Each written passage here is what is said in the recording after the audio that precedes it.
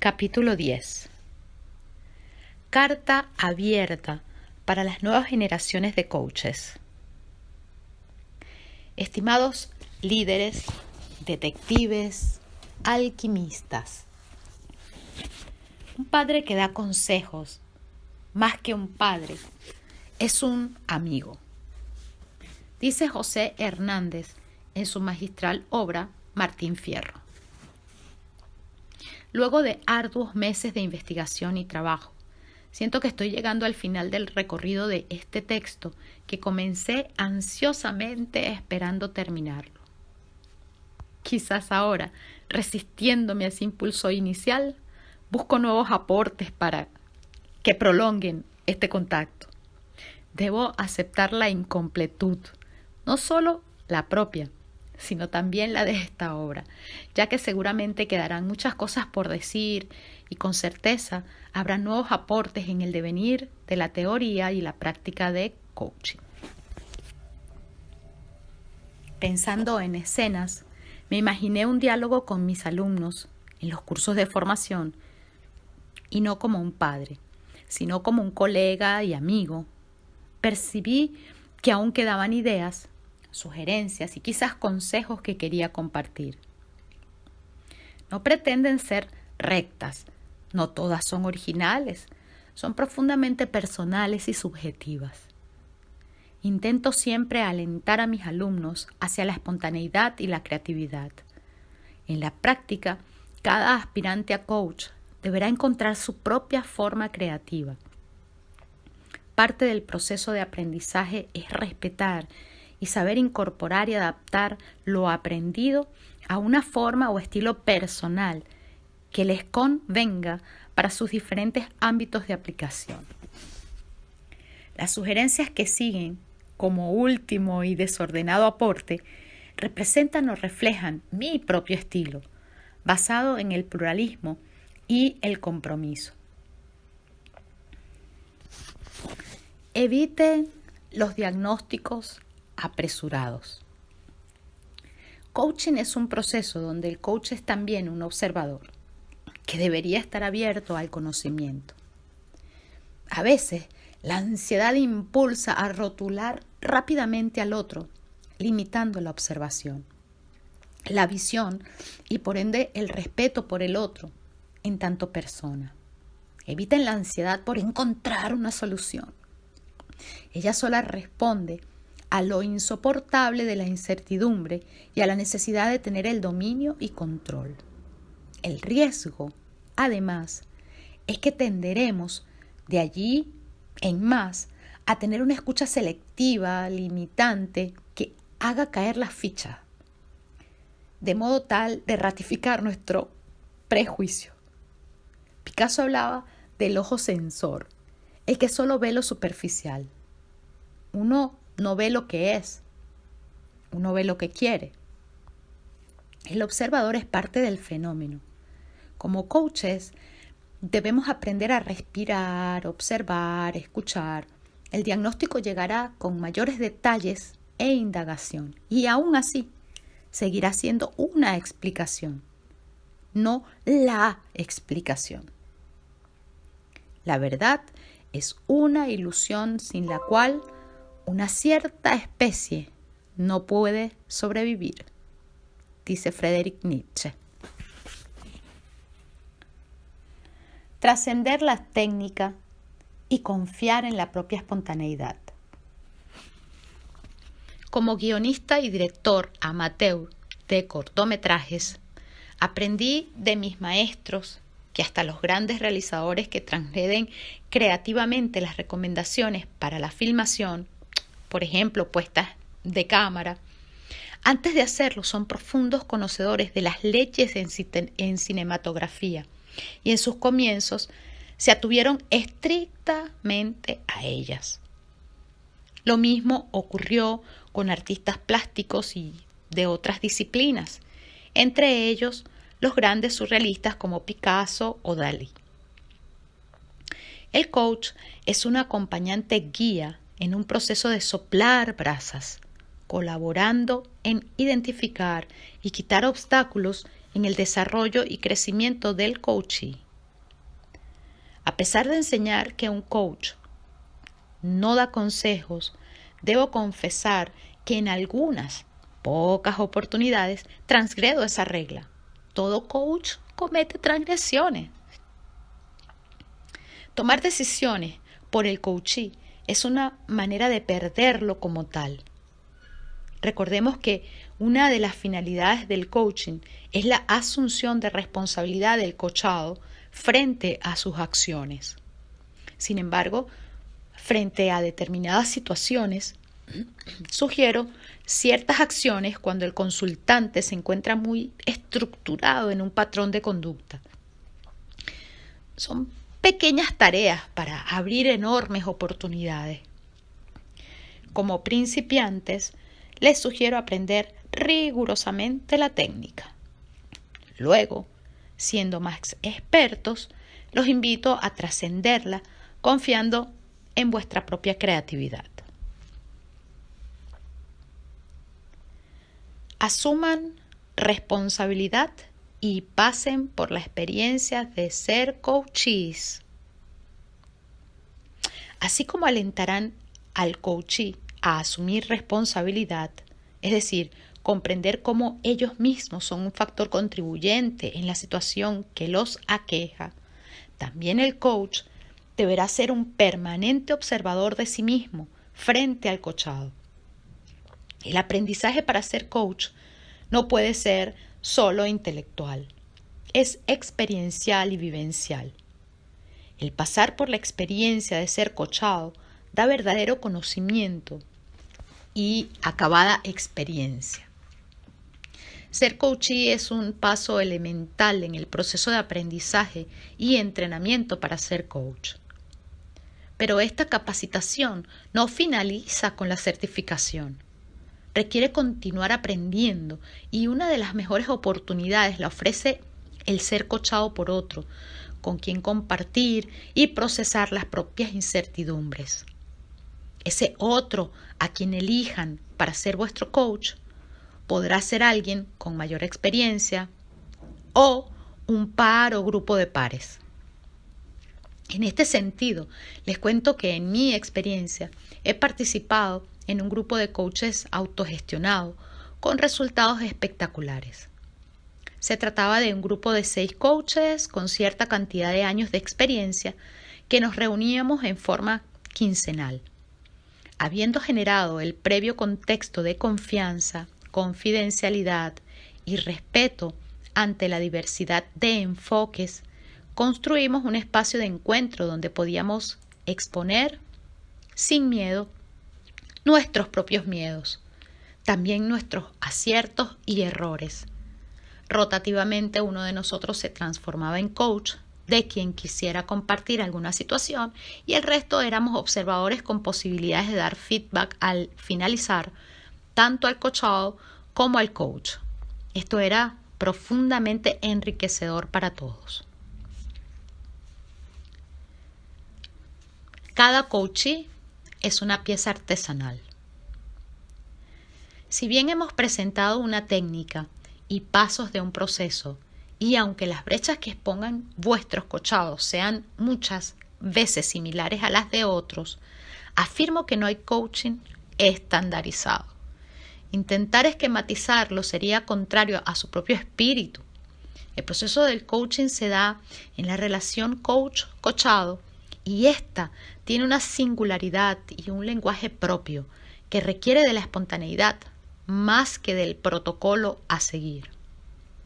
Cuando digo artesanal, digo a medida de cada coachee, considerando que aunque los hechos o las narrativas tengan similitudes, cada persona tiene un mundo interno diferente.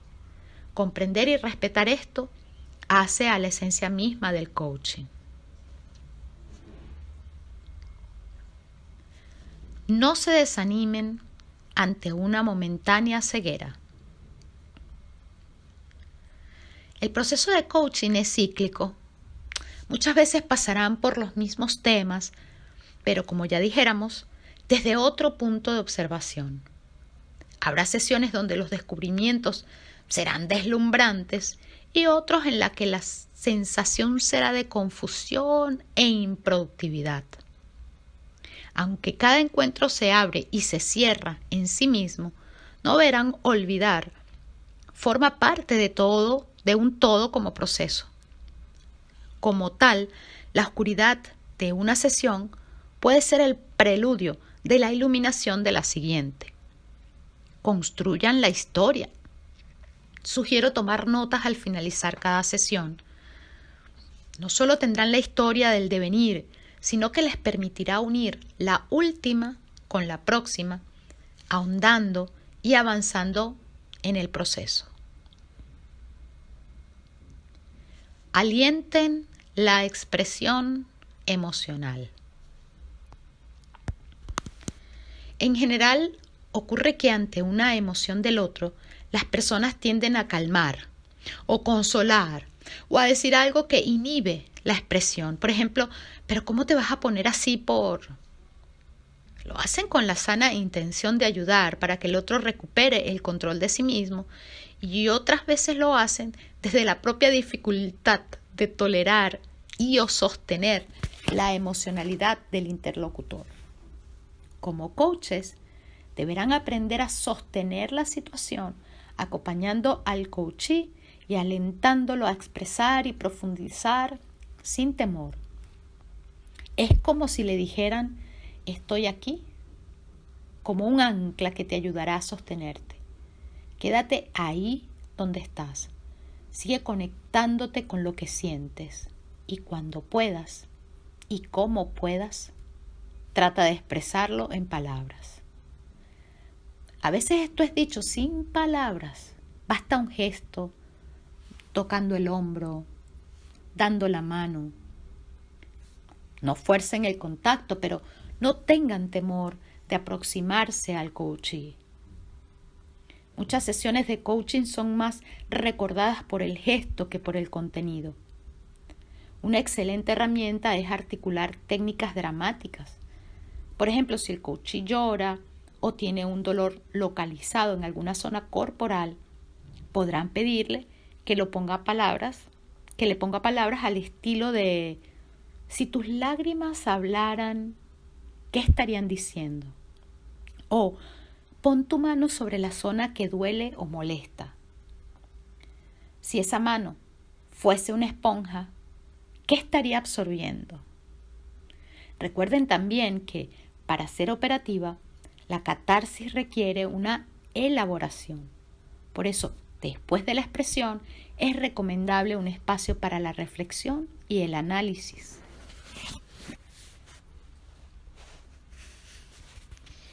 Presten atención a sus propios sentimientos. El afuera se reproduce en el adentro. Lo que le pasa al coachee en sus relaciones interpersonales probablemente tenderá a repetirse en el vínculo con el coach. Esta es una idea que tomo prestada del concepto de contratransferencia en psicoanálisis y que adapto al proceso de coaching. Aquellos rasgos personales del coachee en relación con otros también se harán evidentes en el espacio del coaching. Como coaches tendrán sentimientos contratransferenciales frente a las actitudes del coachee. Aconsejo prestarles mucha atención, ya que serán sumamente reveladores y servirán de apertura a enriquecedoras indagaciones. Si durante la sesión sienten tensión, enojo, aburrimiento, confusión o cualquier otro sentimiento o sensación, no se molesten consigo mismos o con el coachee por sentir lo que están sintiendo. Sí, estimados colegas, el coach también, por ser simplemente humano, le pasan estas cosas. ¿Acaso no nos pasa a veces hasta con nuestros propios hijos? Acéptenlo como una oportunidad y seguidamente indaguen en la misma. Primero lo harán en un diálogo interno y luego, detoxificada, la compartirán productivamente con el coachado. El primer paso es tratar de distinguir si esto que sienten es propio ya que humanos somos. La preocupación, el aburrimiento, el enojo, etcétera, podría responder a algo personal que no tiene que ver con la narrativa del coachee. Hecha esta distinción y verificando que lo que sienten es producto del aquí y ahora de la sesión, podrán afirmar que lo mismo que sienten en relación con el coachee, aquí dentro, les pasa a otros en el afuera.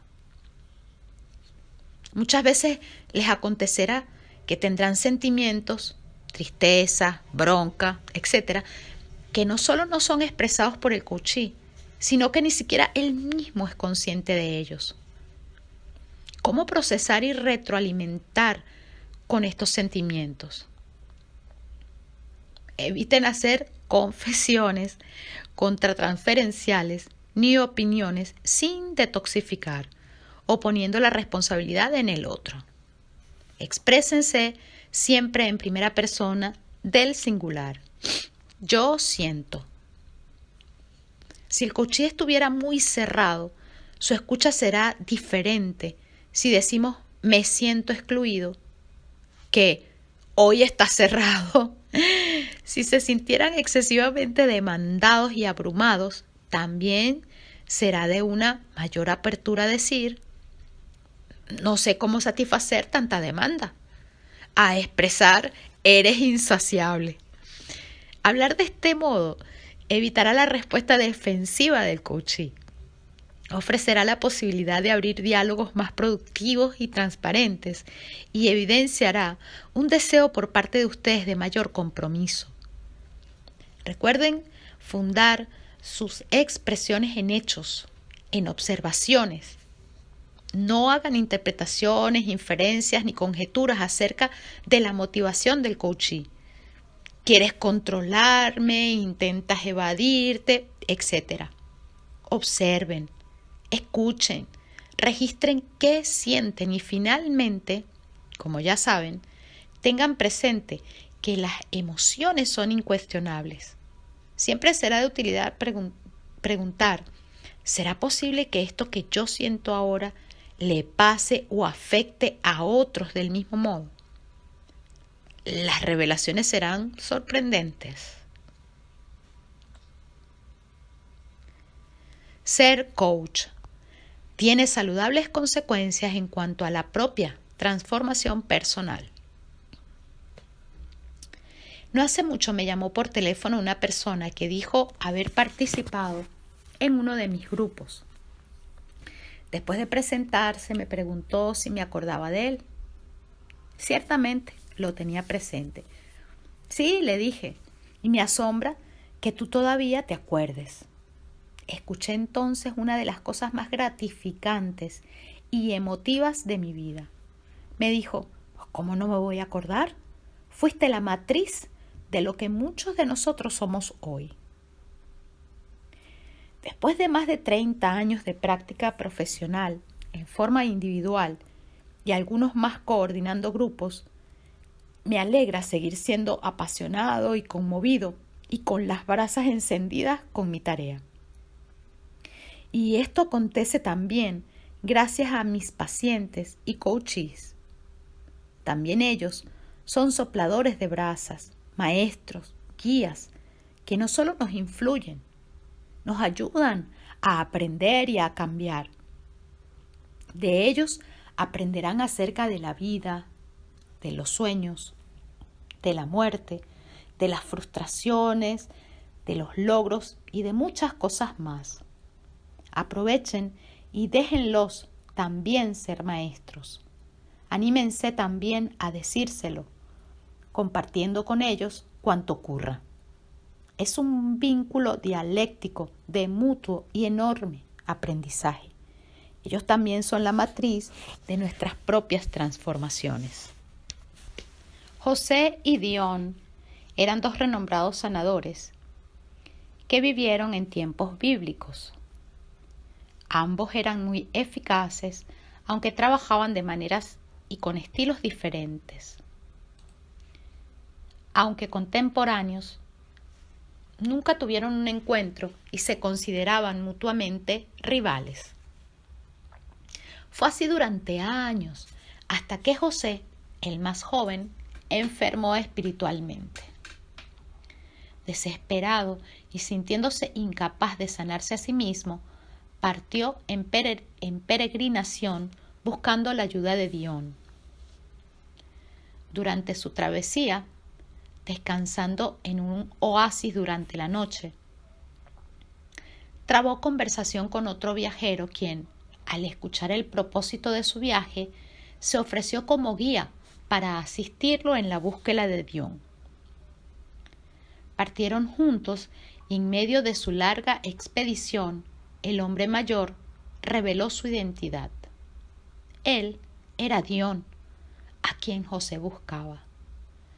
Acto seguido, pasado el asombro de José, Dion lo condujo a su casa, invitándolo a permanecer allí. En un principio, ante el pedido de Dion, José fue su sirviente, luego aprendiz y finalmente un colega de igual jerarquía. Así vivieron y trabajaron juntos muchos años. Años después, anciano y enfermo, Dion le pidió a José que escuchara una confesión. Comenzó recordando su encuentro en el oasis cuando José, enfermo, viajó en busca de su ayuda y cómo José había considerado milagroso aquel encuentro. Ahora, enfrentado a su propia muerte, Dion quebró el silencio de tantos años, confesando que también para él fue milagroso. También él, en aquel entonces, había caído en una sombría desesperación, sintiéndose vacío espiritualmente e incapaz de curarse a sí mismo. Aquella noche del encuentro había iniciado su propio viaje en busca de ayuda del famoso sanador llamado José.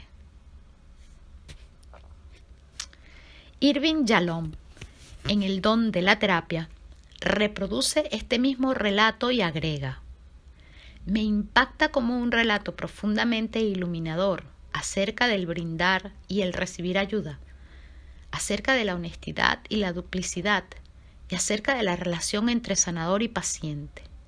Los dos recibieron una poderosa ayuda, pero de manera diferente. José, el más joven, fue criado y cuidado. Recibió las enseñanzas y el apoyo de un padre. El otro sanador recibió la ayuda que brinda el servir a otro. ¿Qué habría ocurrido si la confesión en el lecho de muerte hubiese sucedido antes? Si sanador y buscador se hubiesen unido para enfrentar juntos las preguntas sin respuesta. Finalmente, y tratándose de una carta, también me dirijo a ti, querido lector. Este libro es el resultado de un viaje, de una peregrinación que un día comenzó con miedo y entusiasmo, y al que ahora arribo satisfecho y expectante. Durante el proceso creador atravesé tormentas y también descansé en oasis. Tuve guías, maestros, aliados y acompañantes. Aprendí y tengo el privilegio de enseñar y seguir aprendiendo. Me declaro en la mente del aprendiz. Es una odisea de vida que aún continúa con la brasa encendida. Confío en que tomarás este texto sencillamente como la descripción de experiencias, exploraciones personales, herramientas y aprendizajes de viaje de un peregrino. En el convencimiento de que no está todo dicho, que aún hay territorios por descubrir, te invito a seguir explorando, con la convicción de que solo lo podrás hacer a través de tu propio vivenciar. Gracias por acompañarme hasta aquí.